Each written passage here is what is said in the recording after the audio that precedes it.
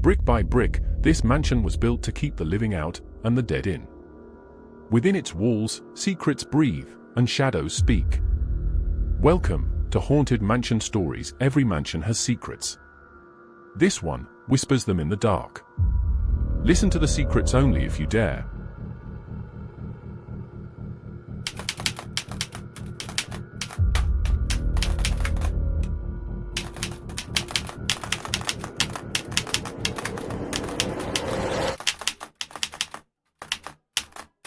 They say no one in Hollow Creek should ever step inside the Blackwood House.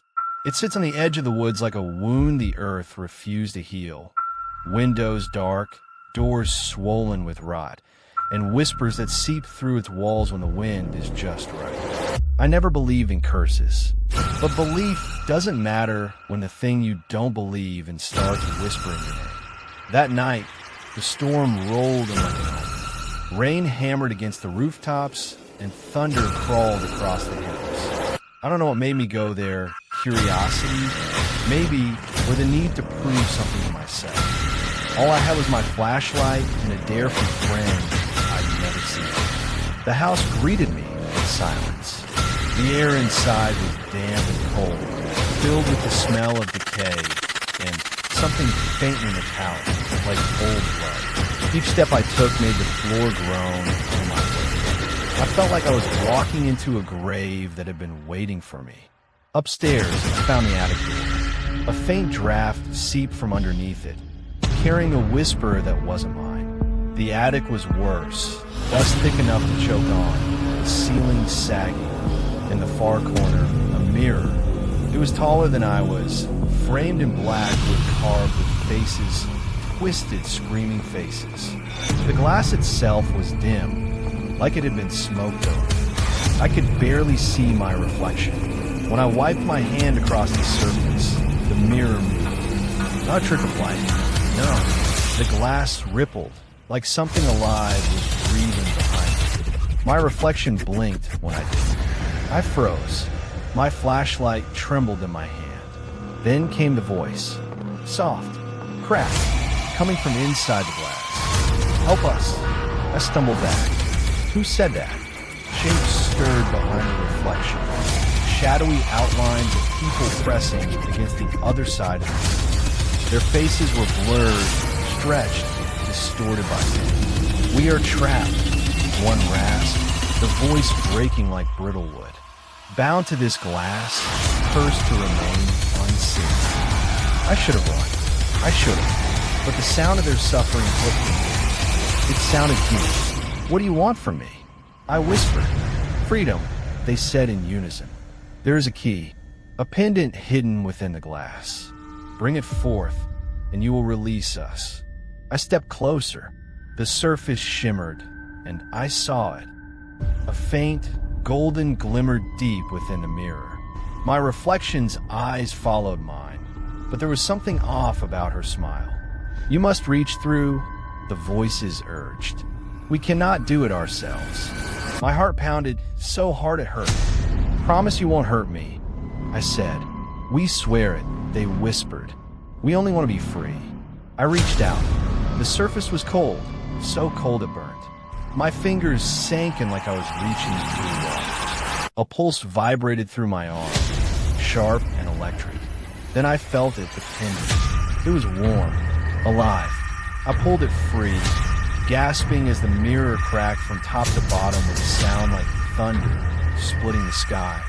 Light erupted, bright, searing, unnatural. I fell backward, covering my face. The attic shook, thus falling on snow. When I opened my eyes, the figures stood before me. Dozens of them, pale, still, eyes black and hollow. Thank you, the man in front whispered. You freed us. But his smile didn't reach his eyes. And when I looked closer, I saw my own reflection standing behind him, in the mirror, still trapped inside. I turned to run, but my body wouldn't move. My limbs were heavy. My breath came in shallow bursts. I looked down and saw pale hands that weren't mine. On the other side of the mirror, my reflection lifted her head, eyes wide with terror. She pounded on the glass. mouthing words I couldn't. The man turned toward me, his smile widening. It always needs another. The attic filled with whispers, soft and endless. The freed souls faded into mist, and I felt myself pulled backward into the cold, the glass. The last thing I saw before the world turned to shadow was my reflection, my body, walking away with the pendant around me. And I screamed. No one heard me. They never do. Now, when someone enters the Blackwood House, I wait in the mirror's depths. I watch, I whisper, and when they reach out, I take their hand.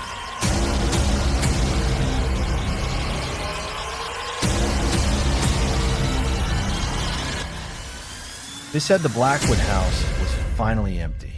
That whatever haunted it had gone quiet after that girl disappeared last week. Her name was Maxine. They found her flashlight at the bottom of the attic stairs, batteries drained, glass cracked. No footprints leading, no signs of her ever. That's what made me go. Curiosity. That's all it ever takes, isn't it? I wasn't from Hollow Creek. I'd heard the stories, but I didn't believe in curses or mirrors that steal your soul. I believed in logic and proof. I told myself I'd spend one night there, take pictures, record everything, and walk out alive. But belief doesn't protect you. The house greeted me like it remembered me.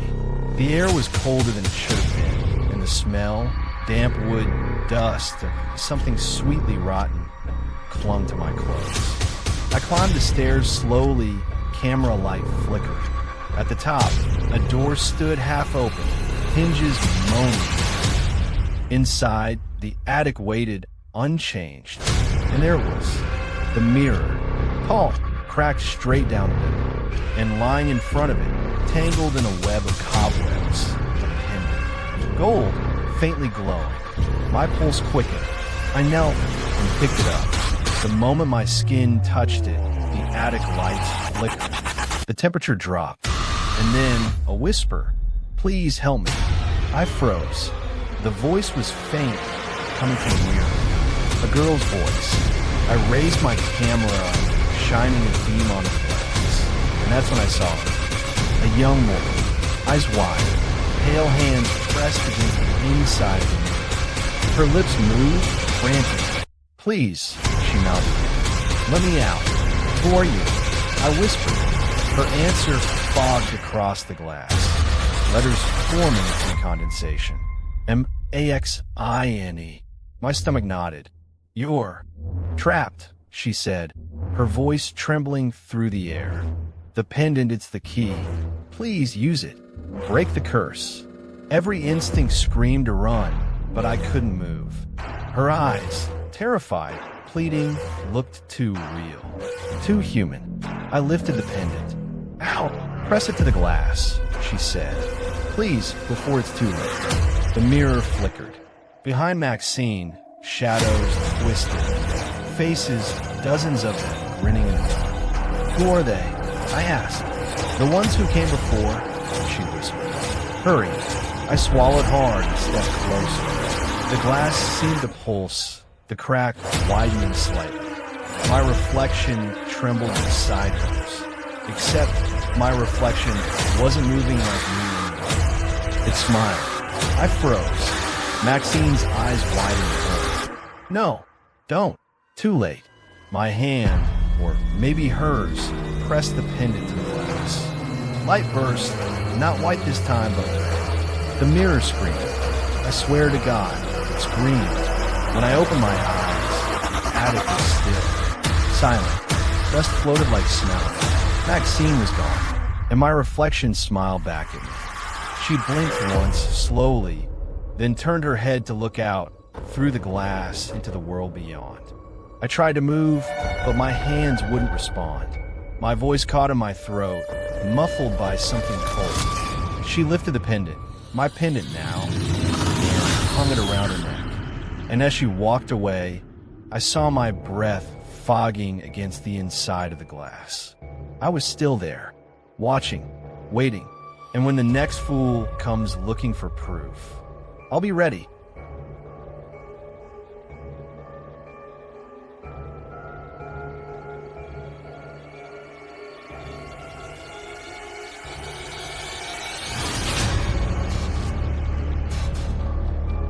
At first, I thought I was dead. When the light swallowed me in the attic, I felt everything tear away, my body, my breath, my voice. Then came the silence. Thick, suffocating silence that wrapped around me like glass. When I opened my eyes, I wasn't in the attic anymore. I was inside it, not the real one. No, this place was hollow. The walls bent inward like warped glass. The air shimmered, heavy and cold. Everything was reflected 1,000 times over. The floor, the ceiling, even me. There were mirrors everywhere. I ran to the nearest one. My reflection stared back, pale, trembling, eyes too wide. But when I lifted my hand, she didn't. She just smiled. That's when I realized there was no reflection. There were only others. Shadows were in my face. Some cried. Some laughed. Some just stood there, whispering things I couldn't quite hear. And behind them, something moved. Something vast. At first, it was just a ripple in the glass, a distortion like heat on paper. Then it grew. Arms too long. Fingers like cracks in a mirror. It didn't walk. It folded itself closer, bending through reflections that weren't supposed to move. The whispers grew louder. One of us now. The mirror remembers. I ran. I don't know how long. Time doesn't move here. It stretches, bends, repeats. Every hallway led to another reflection of the same hallway. Every door opened to another version of me. Some versions screamed when they saw me. Others reached out, begging for help. One tried to drag me through the glass, her nails raking bloody lines down my arms before she dissolved in smoke. Days or years later, I found it. The center, the origin, a massive, circular chamber made entirely of mirrors, each one humming the same. And in the middle, a black pool of glass, rippling downside. I knew then that was the heart of the curse, the place where the first soul was bound. I don't know who they were, only that their voice spoke from everywhere at once. You freed us once, but freedom has a cost. The mirror must always have a keeper. And I understood. The pendant didn't break the curse. It passed it on. Now I see the living world through the cracks, through mirrors, windows, even puddles. I see them come, one by one, drawn to the house like moths to a flame. And I whisper. Sometimes they hear me. Sometimes they don't.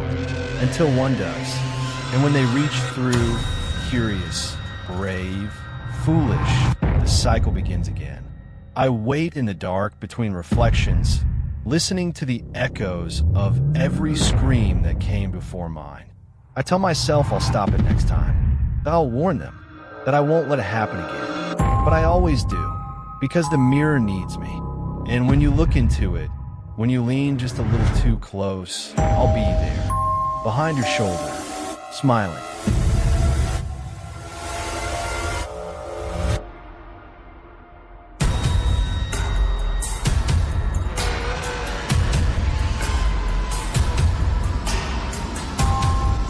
It's been 3 years since Blackwood House sank into the earth. They said it was a sinkhole, unstable ground, old wood, bad luck. The town council fenced off the area, planted warning signs, and eventually, people stopped talking about it. But you can't bury what doesn't belong to the earth. I moved to Hollow Creek a year ago. I never heard the stories, not really, just local gossip. The kind that makes you laugh at first and listen more carefully the second time you hear it. They didn't just talk about the collapse, they spoke of the land. The Blackwood land was sick. Nothing grows near the perimeter fence now. The soil is sterile, a dead, patchy brown that chokes out even the toughest weeds. It's as if the earth itself violently rejected the house and everything it contained. Old Man Hemlock, who runs the general store, only ever mentioned sound. He swore it wasn't a crash or a slide. He described it as a deep, wet gasp, followed by a sickening, prolonged scrape, like something massive and ancient was dragging the house down into its throat. He said the sound rattled the windows across the entire valley, even though the collapse was miles away. The common whisper in the creek is that the Blackwood family's wealth, their coal, their timber, their fortune, came from a bad bargain. They didn't build a house. They built a tomb to hold their pact with whatever lay beneath the hills. The sinking wasn't an accident. It was a debt called in, and the house was the final collateral. They said that sometimes when the fog rolls down from the hills, you can still see the outline of the old house in the east, just for a second before it fades again. I didn't believe it, not until I bought the mirror. The mirror in Maxine, when the narrator later recognizes the face of Maxine in the glass. The expanded lore makes the connection even more terrifying. I recognized one of them. Her name was Maxine. I recognized her from a brittle, yellowed newspaper clipping I found in the Hollow Creek Historical Archive, the youngest Blackwood daughter. The caption had chillingly read, "The last to be seen before the earth claimed the manor." She was not lost in an accident. She was sacrificed to fulfill the bad bargain. The screen glitched. The video froze on her face, lips moving, but no sound came through. I turned to the mirror, and she was there, right behind me. The lights went out. It's been 3 years since Blackwood House sank into the earth. They said it was a sinkhole, unstable ground, old wood, bad luck. The town council fenced off the area, planted warning signs, and eventually, people stopped talking about it. But you can't bury what doesn't belong to the earth. I moved to Hollow Creek a year ago. I never heard the stories. Not really, just local gossip. The kind that makes you laugh at first and listen more carefully the second time you hear it. They didn't just talk about the collapse. They spoke of the land. The Blackwood land was sick. Nothing grows near the perimeter fence now. The soil is sterile, a dead, patchy brown that chokes out even the toughest weeds. It's as if the earth itself violently rejected the house and everything it contained. Old Man Hemlock, who runs the general store, only ever mentioned the sound. He swore it wasn't a crash or a slide.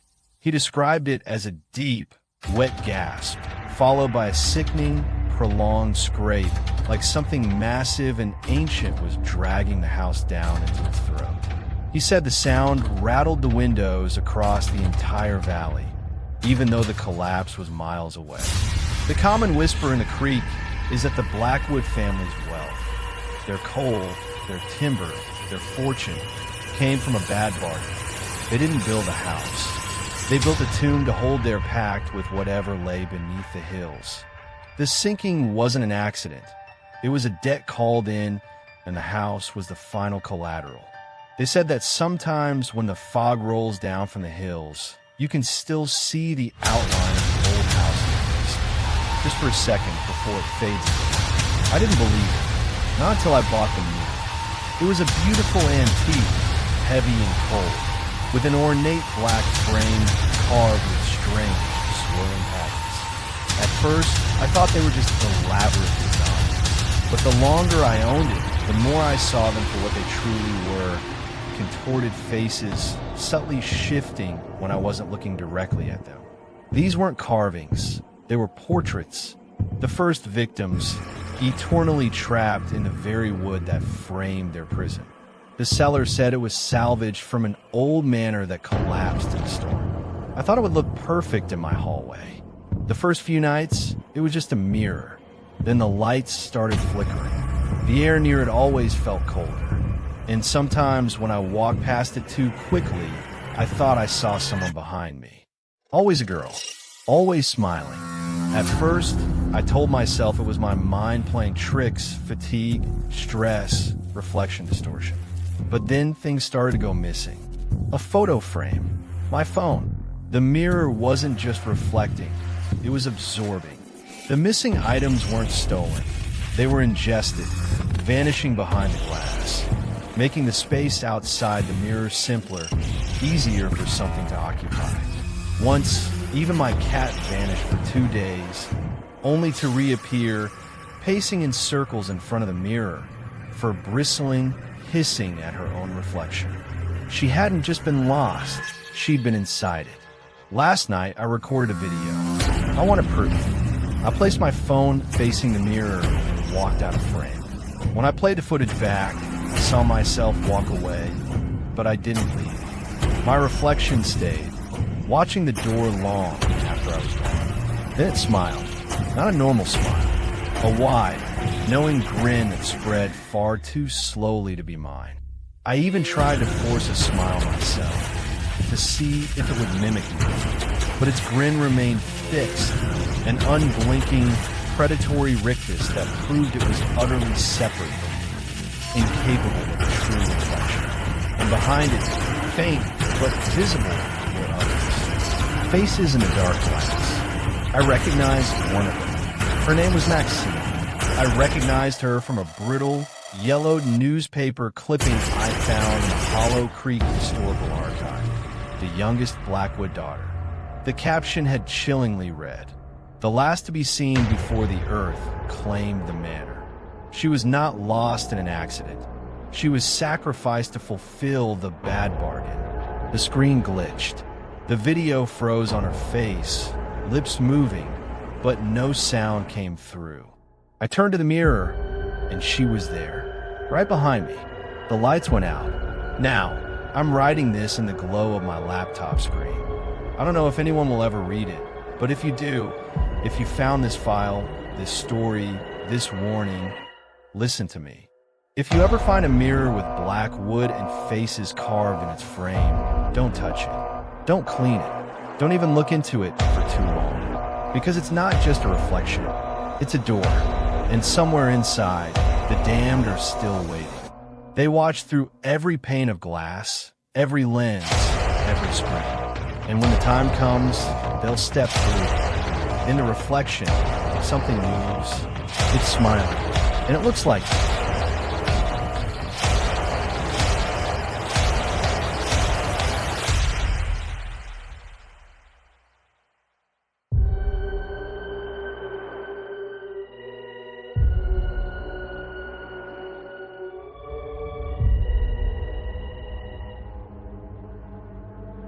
Leave now, but beware.